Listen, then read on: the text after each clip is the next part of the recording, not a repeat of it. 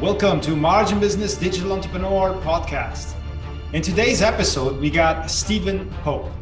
Stephen is the founder of My Amazon Guy, a seller central agency which help Amazon sellers to grow sales faster through PPC, SEO, design, and catalog management. Welcome, Stephen. Thank you so much, Stephen, for being here today at the Margin Business Digital Entrepreneur Podcast. We would like to know more about you, about your whole story, your entrepreneurial story. And yeah, let's just begin from the early days, and then we work ourselves up to today. All right, that sounds good. First thing I ever sold online was a Magic the Gathering trading card called a Sliver Queen out of the Stronghold Edition. So for the super nerds out there, Ooh. I just perked their ears up. For everybody that I've lost, forgive me. I sold chess sets growing up. I taught in more than 75 elementary schools in the Utah area in the United States. And I've always been entrepreneurial, but I did spend a decade of time working the corporate side to go learn how to do things at a very high level scale corporate structure, because I'm very deductive. And so the way that I learn personally as an entrepreneur is to go make mistakes. And what better way to make mistakes than on somebody else's dime, right? And so I did the corporate track for 10 years. I actually started out as a television reporter and thought, I was going to go do that as a career. And I love being a television reporter. I hated working in the news industry. I was in Wisconsin in the middle of the biggest blizzard in a decade, doing a live weather hit at 10 p.m. at night. My hair, as you can see, there's not much left of it for those that can see the visual. And I did a live weather hit. I missed my cue to go on air because I literally couldn't see the cameraman. It was so snowy. And then my hair was frozen over, and I was just thinking to myself, like, man alive, everybody else is at home in their pajamas right now. What the hell am I doing with my life? And it was at that moment I decided to take a step back and recombobulate. And every entrepreneur has one of these moments in their life. If you talk to any entrepreneur who's ever built a business, they will tell you there's some key moments, key decision points, forks in the road, whatever you want to call them, where you make a decision. This was one of them for me. So I went back to school, picked up an MBA, and I broke into marketing. And I worked for 4 failed startups, everything from women's plus size clothing to kitchen equipment to gold and silver coins. By the way, easiest thing I ever sold online, gold and silver coins. Sure. I learned a lot of tricks along the way. I learned how to do SEO. One of the coolest things I did was for Atmix.com. I increased their SEO traffic, organic traffic, by 10 million uniques year over year. Anybody that's listening to this, pull up your favorite SEO tool. You can prove it right now. You can go to SEMrush or whatever tool of your choice. Ahrefs, doesn't matter. They all say the same thing. You can see my hire date. It's that obvious. 10 million uniques, chart goes up literally from the month I was hired, and continues on to this day. So I learned a bunch of stuff working on the corporate track, and finally worked for another failed startup called Lights Online. They sold lighting equipment and fixtures. Got laid off from that job and started my agency. So I know that's kind of a long-winded resume, but might be topical for your podcast today. So I figured I'd give it.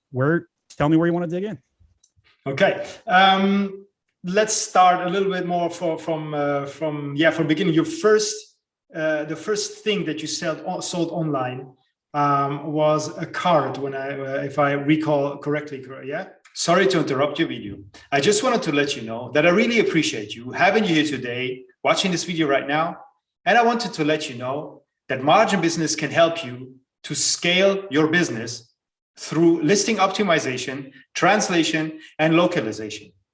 One more thing. If you enjoy this podcast, please give us a thumbs up and hit the subscribe button. Thank you and enjoy. So I was like 14 years old, played Magic the Gathering, sold a $20 eBay sale, shipped it out in the mail and everything.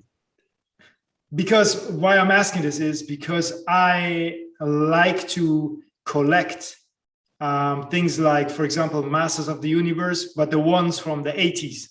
So not the ones from 2000 or something. I really like the ones from the 80s I like to, they're really still in a packaging.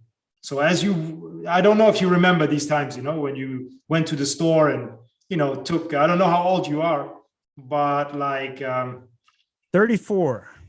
Okay, so maybe it goes a bit because I'm actually 10 years older than you, so I think here we don't you don't have the same Okay. Everybody collects something, right? Yeah. You either collect cards, stamps, kids, you can collect kids, or you can collect dust. Whatever it is, everybody always collects something, right? Yeah, that's true. So yeah, just to let you know, so that's I understand exactly where you're coming from. When at 14 years old, I would collect them as well. So it's something. It's a real entry point, and the value of it is it's unbelievable. Because over the years, I'm sure you kind of regret that you sold it, maybe. Because today it would be a lot more worth. So well. For me, I think I'm a minimalist and carrying too much stuff in my life. When I moved out to Maryland, that's where I met my wife. I packed everything I had possession of into my Mazda 3 2008 car, and I still have that Mazda today, by the way. Okay. And it's a little beat up, right? Like I could afford a Tesla. I could go out and do it, but it's just like, man, I'm an introvert. I sit at home. What's the point? But yeah, I think it's okay to own something, sell it, rebuy it later. It doesn't matter. People that fix up a car, for example, can you imagine giving up a car you fixed up, like selling it? That's like giving up a child or a left kidney, but people do it. Yeah, I know what you mean. So yeah, it's not, I want to say like I have the whole backyard full of this stuff, no. For obviously I buy them to sell, to trade them. So it's not that I love them so much that I want to have them all day long with me. So yeah, I think this is really already the first point where we can see, you were really up to already to say, okay, 14 years old, I wasn't able to treat the internet like that at 14 years old, unfortunately, but it's different time, different things happening, So where did you go from there? I mean, college wise, what was your direction? What did you like, and what was the main topic that you really were into? I think that college does not help entrepreneurs. I studied communication. I did collegiate debate in college. My claim to fame, I beat Harvard's B team at a national tournament. So I can debate, but I didn't learn how to persuade. And that's what I would go back. If I went back to college today, that's the number one skill I would go back to learn. Because I could win an argument with you, Omar. You could pick any topic. Sky's red, sky's blue, whatever. Pro or con, sure, I'll take it. Let's fight. But there's no way I could convince you or persuade you that the sky is red without some sort of additional skill set or without taking you to a sunset. Right. And so those are the sort of, I guess, differentiation I would make on a college understanding. And, an MBA is cool. And quite frankly, of the 11 subject matters you learn under business, the one that matters is the financial analysis, and the rest is just not as important. So if people are wondering like what you should do to get better at business, the first thing I'd say to them is just go start a business. Learn as you go, and start a lemonade stand or whatever the equivalent of that is for you. So college, I'm a little bearish on. I think it's too expensive. I don't think it teaches the core concepts, right? So like I run an Amazon agency called My Amazon Guy. Nobody learns anything in college that would help them work at my company. Not a single thing, unless it's Excel. This is already very interesting. Moving on from this, when did you first? I mean, you said already you got in touch with eBay early as 14 years old. But Amazon, when does this actually came in under your radar? Because eBay, and then not long afterwards must have been Amazon, correct? Yeah, not too long after. I was working for a women's plus size clothing company at the time when I was selling on Amazon for the first time. Back then you had an account manager, right? Like they actually assigned you somebody. I was part of the beta program to test advertising on Amazon. One company later, I was working for the British. So I worked for the Germans, the French, the British. I've worked for most of the Northwest European countries. And we sold kitchen equipment, and I had rice cookers that I would sell on Amazon at 2 pennies per click. Okay. It's incredible, right? Wow. And I made hundreds of thousands of dollars on Amazon at 2 pennies a click for PPC. And so like nowadays, if you wanted to advertise a rice cooker, you'd be paying like $3.50 USD. So it's crazy where things have come, and PPC costs are up 33% year to date. It's just nuts. So we're very much in the maturity phase of the market. I could not have started the agency at a better time. We have 90 employees now, 160 full service clients, and we do everything it takes to grow sales on Amazon as a full service marketing digital agency. Generally speaking, there's 2 ways to grow sales on Amazon. First is to generate traffic through SEO and PPC, and the other is conversion rate improvements like merchandising and catalog and design. So we do all that, and it's been a good ride following Amazon's maturity phase. Yeah, I think as well, Amazon is now entering their maturity phase, especially in the US, and the PPC clicks are just over the rooftop. It's pretty high. And when you talk about 2 cents per click, that's Disneyland. It must have been so nice, insane, right?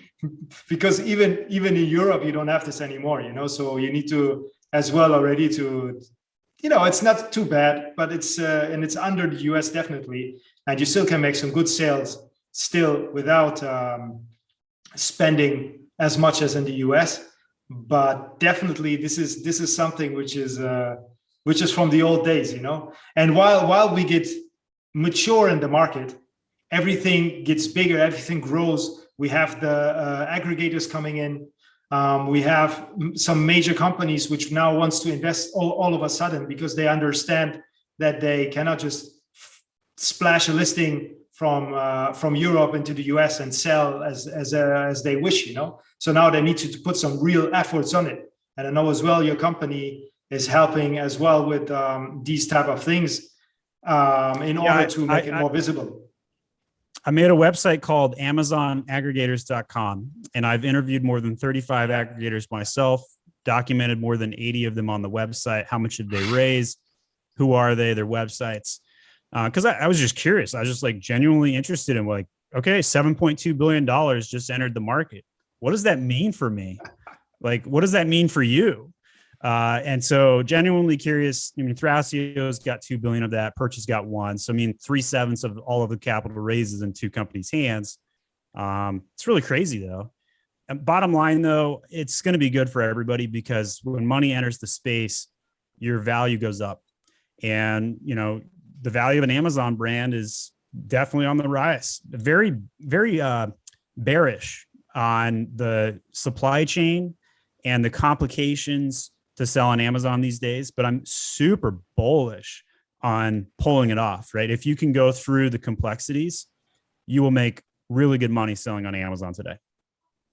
Oh, definitely. I can 100% agree with that. And there has been a little short video which I've seen from you, where you have been actually speaking about inflation.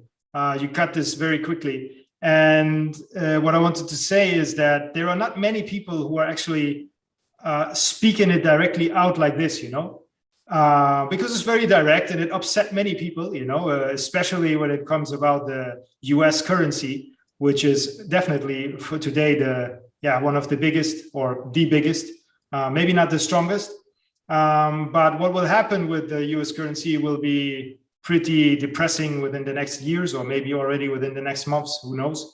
And I think it's very, very important that what you said about it, because we need to be aware of that. We're not anymore Alice in Wonderland. We just keep them dollars in the pockets and can spend them as we wish. I mean, for living, no problem, but the rest, I think nobody should care anymore and have this in the bank and just trying to make some percentage out of some amount which they have left on the bank. So I was very surprised.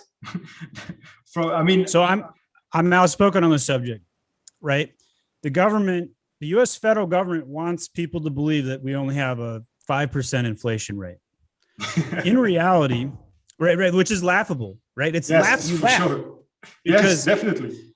Anybody who is living in the United States right now knows we have a drastically higher inflation rate. The government's cherry picking numbers, how they base that. The true inflation rate is binary. How much money did you print this year out of thin air? That's your inflation rate, period. The true inflation rate is 37%. How did I come to that number?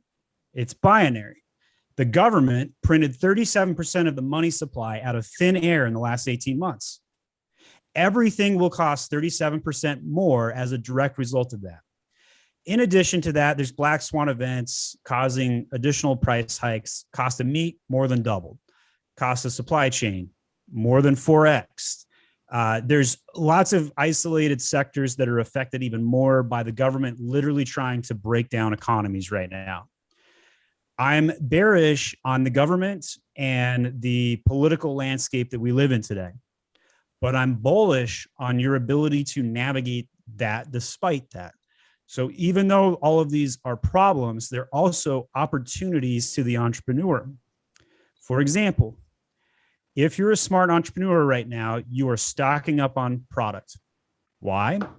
Because if you bet long on your inventory, you'll be able to sell it for more later. So if you bet when the price of items is on the way up, it's just like buying a stock. You are buying something that is going to be worth more in 6, 12, 24 months from now. So I tell all of my clients to buy a year's supply of product right now because you're essentially buying it at a discount.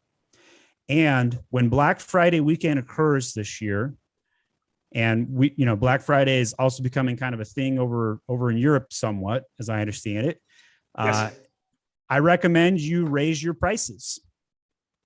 Everybody and their dogs is going to discount and run the same marketing ploy that they've done in the past, but the true entrepreneur knows that the supply chain is in such bad shape. We're going to see massive shortages, stockouts, empty shelves at the retail brick and mortar and on Amazon. So go long on your inventory and raise the prices of it at a later point. You'll make a killing. Every problem ever faced as a business always has an opportunity or silver lining where you have to just navigate. Now, more risk, but higher reward. I think so as well, definitely, because from what I see, there is plenty of retailers who are selling their products, made a lot of money of it, and wanted actually to continue the ride like this, But now they realized, oh, I have to pay, for example, my Amazon guy. I have to pay them something in order to help me because I cannot do it on my own anymore. Because they thought they can do it on their own, but they can't anymore. Because if you're a CEO in your company, you have to take care of other things than writing your own listings or doing your own photos with your iPhone 11. You know what I mean? It's just not that time anymore. Maybe before it was like that, but right now it's definitely not anymore like that. And anyone who sees this, they really need to think through. Either they go and invest or they go and just go out of the game. For me, it's very simple on Amazon. This is what's going to happen for the next few months. Really, it's very easy.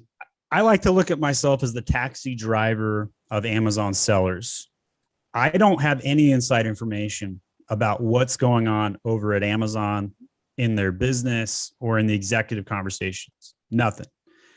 I know that if enough Amazon sellers get into my taxi cab and they're all going to the same destination, that there's something happening over at the Empire State Building on a Friday night at 8 o'clock.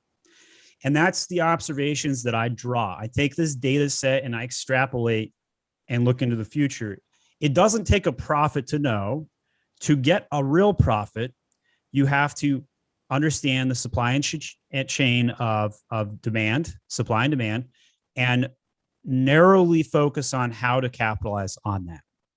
Right. So that first profit's a profit with a PH and the second profit's a profit with an F, right? Like you don't need a profit to find the profit. But in any case, I think we're going to see shortages, and it's so obvious that I don't understand why the market hasn't shifted already. It's almost like the panic has to occur in a landslide for everybody to panic. But I'm not saying go out and hoard or anything like that. But what I am saying is that realistically, if there's 96 ships sitting in the LA port on the west coast of the US, they're still there. Yeah. Are you going to be able to buy a bicycle for your 5-year-old son for Christmas this year? Maybe. If you buy it in October, because if you don't do that, I don't think you're going to be able to find that womb bike for Christmas or whatever you want. Yeah, it will already begin within the next. We will see something before the end of the year. What's gonna happen with all of this container madness, and that's why as well the inflation that you mentioned is straight away. You can see it already. It's there. It's the containers. I mean, they're the best example already. The amount that people pay now to get a container in, for example, is already as well completely over the top. 3 years ago, I ordered a container of wine glasses for $4,000, 40-foot container. Oh, that's beautiful. USD. Yeah. 6 weeks ago, I paid for the exact same type of product, $25,000. 25. And I heard a rumor. Yeah. So that's, 6 times the price. So I heard a rumor that we were going to start seeing container prices go down. Haven't really personally witnessed that myself, which is why I haven't really spoken about it, because I haven't seen it. But hopefully, I think realistically we're 24 months out from container prices getting below 15,000. But it needs to be, it took a while until it goes up like this. I stopped counting at 23. I just simply stopped because, whoever can afford it should afford it, and who cannot, then they should source maybe somewhere else and get it overland, I don't know, Mexico but then you face as well, again, the problems in the, in the whole process, because they're not used to the quantities what they have out there in China. So in any ways, there will be problems. There will be an adaptation period. And I think it's pretty good what you just said. 24 months into this will be. I think it's a good date. That everything goes down and everything gets to maybe normalize. But how many? The question is how many will survive it. That's what less than a third, typically in a situation like this. I mean, if you look at restaurants, 1 out of 2 would fail in the first 24 months. That was pre-COVID, and now it's like 70% have shuttered, right? Like, it's just an insane number.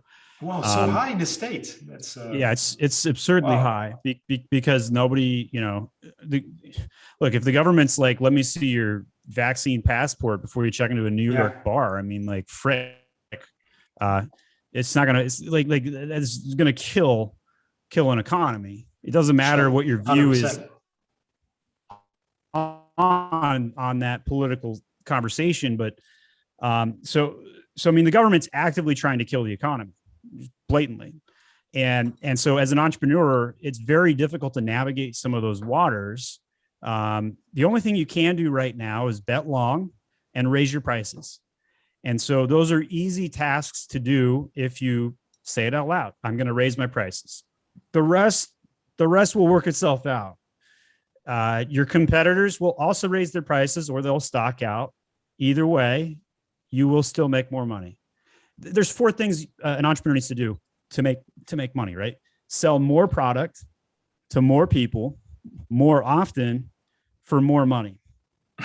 And the 4th one is the one that everybody forgets. More money. Raise your prices, especially in a hyperinflation scenario. There's no better tactic right now. Yeah, in order to to adapt everything, obviously that's one of the best scenarios what can happen to you if you raise your prices. And it's anyway, it's very hard. Like I said, many will be surprised by what will be coming. And what I can say is we have seen COVID. Things like it can come. It can happen overnight. So as you said, just be prepared. And do whatever you can to hoard the items, to raise the prices, and to use services like margin business or My Amazon Guy, in order to get your listings up to the top, to the highest level, as everyone will go into the space now. Even the Chinese sellers, which didn't care about listing at all, have now beginning to have some listings, which were, even me, I say, wow, they did some good work on there. And they were the last ones who wanted to pay anyone to do anything of their listings. So I think we're in good times right now. We do the best out of it. And could you as well tell us a little bit more, like deeper, how can you help Amazon sellers on their journey? In the US, are you only helping them in the US or as well Mexico or Canada? So nobody sells in Mexico. 95% of our clientele is US based and Canada based. Germany is a really strong market in Europe. So is the UK. But generally speaking, just the geopolitics and the customs and margin issues, it's just really challenging. And for that, a lot of those things, you typically keep a lot of the American sellers from leaving the continent. I think those things will recover or change in 2 or 3 years, but I don't think it's even on the top 10 problems that a seller has right now is market expansion. I think that there's so many supply chain woes that they're just like, oh my gosh, am I going to be able to stock the US for Christmas this year? But yeah, so we're a full service shop. We're a growth center. We do whatever it takes to grow sales on Amazon. And traffic generation through search engine optimization, we run 3 phases to index keywords as much as possible. We're very public with our phasing plans. A lot of agencies are like, pay us money and we'll take care of everything for you. We're more of like a partner who transparently tells you what we're up to and why. And we also share all of our trade secrets. Right? Like I have 800 videos on YouTube where I share all of my trade secrets. If you sign up for my service and you haven't watched a few of my videos first, then it's a disservice to both parties because you got to know what you're signing up for, right? Everything in my company is basically my brainchild of trying to grow sales. So we start with SEO and traffic generation, PPC as well, with all of the segmentation and trying to navigate the 35% cost increases on PPC. How do you keep your A costs low, your revenues up, and navigating all of that? Most people have a traffic problem. They don't have a conversion problem, generally. Then we go over to conversion and we have to keep listings online. You got a listing yank, it's suspended. It's, hey, you can't use the word anti because it made my listing go down for pesticides, even though you sell tweezers, whatever, right? Like we navigate all of those complicated, stupid things. We merchandise the product. We've got a copywriting team. We have a team that does all the design work, your enhanced brand content. Here's a quick design tip too. If you haven't put alt text with keywords on your photos, there's 100 characters per photo in your A+ content. Very good. That you can put keywords. And Amazon claims publicly, hey, we don't index the A+ content. They're big fat liars. How do I know? Because I've put Spanish under one keyword's alt text of a photo, and less than 48 hours later, it indexes for Spanish. And anyone listening to this who's an Amazon seller can test that. Do it yourself. Go put Spanish behind one keyword, one photo, and see if it indexes. And I bet you it will. So we do all that work to try and grow sales, improve conversion rates and traffic. And that's my Amazon guy. That's great. I mean, and where can you be contacted? Website or you directly? What's the best? So you can talk to my father, who's the sales manager, by going to myamazonguy.com and just simply requesting information. You can get to his calendar within 30 seconds to schedule a call same day, or you can call the phone number right at the top of the website there. That's the best way to get in contact with us. If you just got like a casual question, you want to say hello or say, hey, I like the podcast, send an email over to podcast@myamazonguy.com. I will put this as well on the video under it now. Very good. Great. Yeah, amazing. Thank you so much. And one last question. Forgot. Sure. What is your message to entrepreneurs, to Amazon sellers, to anyone out there, no matter what of the size of the business? Just a message of maybe of hope, because it's hard times, or some encouragement. If an entrepreneur needs encouragement, they shouldn't be an entrepreneur. but no, entrepreneurship's about iteration. If you're not willing to iterate and understand that you can make mistakes, get it wrong, but still go live and then make changes immediately following, then you're going to fail. You got to iterate nonstop. So entrepreneurs out there, you don't need my encouragement. You know what to do. Why haven't you done it yet? Go do it. Great. Amazing. Thank you so much. So yeah, we wrapped this up. We wrapped this up today, and it was really nice speaking to you, having your points of view on as well the political aspects of the inflation, the money printing. Really good. Thank you so much, and hope we can speak very soon again.